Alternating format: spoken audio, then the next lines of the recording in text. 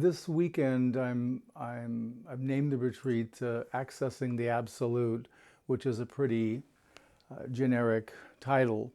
The way it will work I've got some content to go through. We'll be practicing a fair amount, and I start most of the meditations as guided meditations, and I sort of set up the meditation. And the best way to work with those is just to let yourself be directed. And you don't have to be seeing or experiencing everything I'm saying, but just know that I'm commenting in real time on what I'm perceiving in our field. So it is what's here to my perception. And I find with these guided meditations, almost everyone can make contact with the Absolute in the course of the meditations. So have a direct experience. Having a direct experience of the Absolute, which is what I call the Source. We could use lots of names for the Source, but I use the Zen terminology of the Absolute to mean absolute truth or absolute reality. And it seems to encapsulate it in that way. The way that I talk about the Absolute is having two primary functions. One is unmanifest, and the chief characteristic of the unmanifest functioning is absence, what would normally be called emptiness in traditional Buddhism. I find emptiness not to be as precise a word, that absence, I think, encapsulates the felt sense better. And when I say absence, it's an absence like if you removed a book from your bookcase and the spot remained, the other books didn't collapse into it. That's more like contacting the absence quality. There's an energetic sense that something is here, but nothing is here. So it's a nothingness with another kind of here-ness to it, a kind of presence to it. And as we move deeper into the unmanifest, what we'll come in contact with are the two primary qualities of peacefulness and stillness. In the Theravadan Buddhist model of awakening, cessation is a critical component. Again, in the traditional viewpoint, there would not be a confirmed awakening experience if one did not have a sustained experience of cessation. And when I say cessation, it's the ceasing of all mentality and all materiality. So the experience for the practitioner is a lights out experience.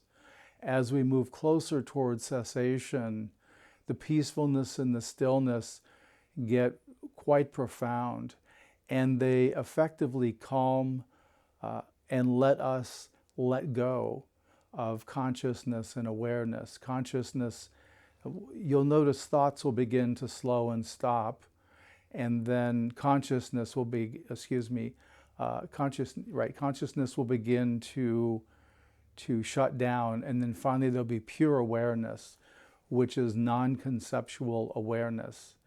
It means if I'm talking about what water is, I can show you my glass and talk about its qualities, or I can taste it, and that tells me everything about water. And so that's a direct, pure awareness. We're making direct contact. We're not using concepts to say, well, it's clear like glass, or it's liquid like the ocean. We're not using concepts to identify. We know because we're having the direct experience. So the cessation experience, when people have that, what I'm finding with my students is there has to be a sustained experience of cessation. If someone has a 1 minute, a 5 minute experience, it's significant. They know it's real. It can be impactful, but there doesn't seem to be the significant shifts or changes unless the experience is roughly 30 minutes or more. After that, it seems to be a life-changing event. And I characterize this sometimes as It's as if we go on vacation and return home to find our furniture has been rearranged. Our sense of self and our sense of who we are somehow gets reorganized in the process of cessation, and then the re-embodiment after cessation is over, which can take quite a bit of time. It's a slow process. So the other functioning of the Absolute is the manifest. And the manifest, the chief quality there is presence. So again, the unmanifest has absence, and the manifest has presence. And presence is really a here-ness, an immediate now. And this is the present moment, and this is the only moment that ever exists. In reality, there's no past or future. Those are concepts we hold. This moment is the eternal now, I call it sometimes. So when we're really oriented to this moment, we're really able to do our practice, and this is the moment where awakening is going to happen. It's not going to happen in a future moment. So one of the tenets of Zen Buddhism that I really like is the perspective that everyone is already deeply enlightened, awakened, and it's simply covered up like the sun is covered by clouds. So a lot of our spiritual path is identifying and releasing those different clouds, which for the most part relate to our self-identity. That's what keeps us from experiencing awakening. My teacher, my Zen teacher, Sando Roshi, one of his teachers was Bernie Tetsugen Glassman Roshi. And Glassman Roshi is fairly well known for his work with the homeless and other disenfranchised folks. He started a bakery that was run predominantly by people with drug addictions, former convicts, homeless people, and taught them all how to work in this bakery and do all the work. And Bernie Glassman was famous for his cigars. He loved to smoke cigars. And he gave a talk one time and said, I have an addiction that's really hard for me to break. And of course, the listeners were all thinking cigars. And he said, I'm addicted to my personality. And I really love that line, the idea that I'm addicted to my personality, because that's really the impediment to our experiencing awakening or deeper states of realization, deeper transcendent states like absorption jhana and others, Rigpa in the Tibetan tradition. So along with presence in the manifest functioning of the Absolute are pure love, which is an unconditioned love. It's a love that has no shortage. There's no finite supply. It's infinite. And the love will be differentiated into different heart qualities that we experience. So compassion, goodness, equanimity, things like that are all particular expressions of the pure love.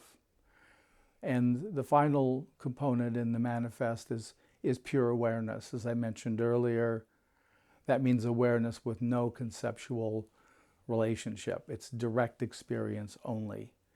As we go deep into the Absolute, the concepts fall away, the thinking slows and stops, and we are then experiencing based on direct contact. We know it by contact, not by analyzing or comparing it to anything else. So that's sort of just a general overview of the Absolute. And for me, the way that I identify an awakening, confirm an awakening in students, is I'm looking for three components. I'm looking for a deep experience of what I call absence of self. The traditional languaging would be no self. The absence of self is a felt experience. It begins rather slowly, where we turn into self-reference. If I asked you, who are you?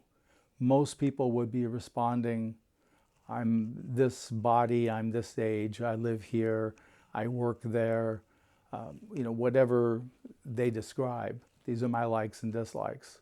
So they would give you sort of their history. And with absence of self, if I asked you, who are you? Your response, your genuine response would be, I have no idea. And we don't have any idea because when we turn in, the sense of self, the markers of me, are missing. They're not there. So we just have this felt sense of a kind of question mark. And I'll talk a little more about absence of self later today. So that's the first component. The second is seeing clearly that one's true nature is true identity. So a better way to say this is that in awakening, the Absolute awakens to itself in a particular location. So it'd be incorrect for me to say, I've had an awakening, or for you to say, I've had an awakening, because there's no I involved in that experience. So this is where we recognize the awakening and we recognize the Absolute as our true identity. I use terms also like true nature, which is another Zen term. And for me, when I use that, I'm meaning the Absolute in a particular consciousness. All of us have the Absolute as part of our consciousness. It's embedded in there from birth. So we're contacting something that's already here. It's already active. We're just not used to locating it. So again, first component is absence of self. Second is recognizing our true identity. And then the third is a deep unity, love experience. Everything is the same oneness, including me. The perspective of the practitioner can't be everything is one and we're not included. It has to be everything. So if someone had just that experience, if they had the unity experience without the absence of self, then I would call that a unity experience or a love experience. If someone had just the absence of self, then I would call that a no-self experience. But you need to have both. And some teachers have had the absence of self, but not with the love.